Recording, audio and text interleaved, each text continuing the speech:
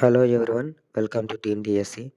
ఈరోజు మనము TET and డీఎస్సీలో సైకాలజీకి సంబంధించి కొన్ని ఇంపార్టెంట్ టర్మ్స్ గురించి నేర్చుకుందాము. మొదటిగా జైగార్నిక్ ఎఫెక్ట్. వ్యక్తి పూర్తి చేసిన అంశాల కంటే మధ్యలో అంతరాయం కలిగించిన అంశాలు బాగా గుర్తుంటాయి. దాన్నే జైగార్నిక్ ఎఫెక్ట్ అంటాం. ఫర్ సపోజ్ ఒక ప్రాజెక్ట్ వర్క్ చేస్తున్నాం. దాంట్లో ఆ ప్రాజెక్ట్ వర్కు మనం పూర్తి చేసిన మొత్తం ప్రాజెక్ట్ వర్క్‌లో కంటే మధ్యలో ఇబ్బంది పెట్టినయి ఏమన్నా ఉంటే, ఆ విషయాలు బాగా గుర్తుంటాయి. దాన్నే జైగార్నిక్ ఎఫెక్ట్ అంటాం. Next von Restorff effect. అదే సారూప్య అంశాల్లో భిన్నంగా ఉన్న అంశం వ్యక్తికి బాగా గుర్తుండడం. దీన్నే మనం ఆడ్ వన్ ఔట్ లాగా. ఒక 4 పేర్లు చెప్పాం. అందులో ఒక అమ్మాయి పేరు, ముగ్గురు అబ్బాయిల పేర్లు చెప్పాం.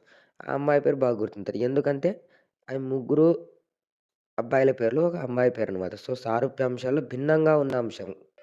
Next consolidation. ఏదైనా అభ్యసించడం పూర్తయిన మొదటి నిమిషం చాలా ముఖ్యం. ఎందుకంటే, ఆ విషయానికి సంబంధించిన స్మృతి నిర్మాణం జరుగుతుంది. ఈ విషయం చెప్పింది డంకన్.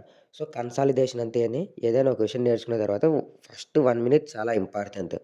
మనకు నేర్చుకునే విషయానికి సంబంధించిన స్మృతి నిర్మాణం అంటే మెమరీ ఫార్మేషన్ అనేది అక్కడనే జరుగుతుంది. ఆ 1 మినిట్‌లోనే. ఈ విషయం ఎవరు చెప్పారంటే డంకన్. నెక్స్ట్ పెగ్ విధానం.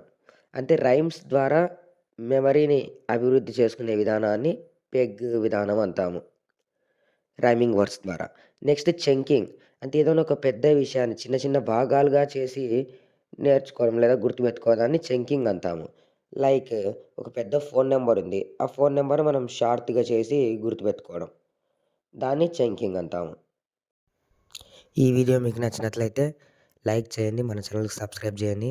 మీ ఫ్రెండ్స్‌కి షేర్ చేయండి. ఓకే. Thank you.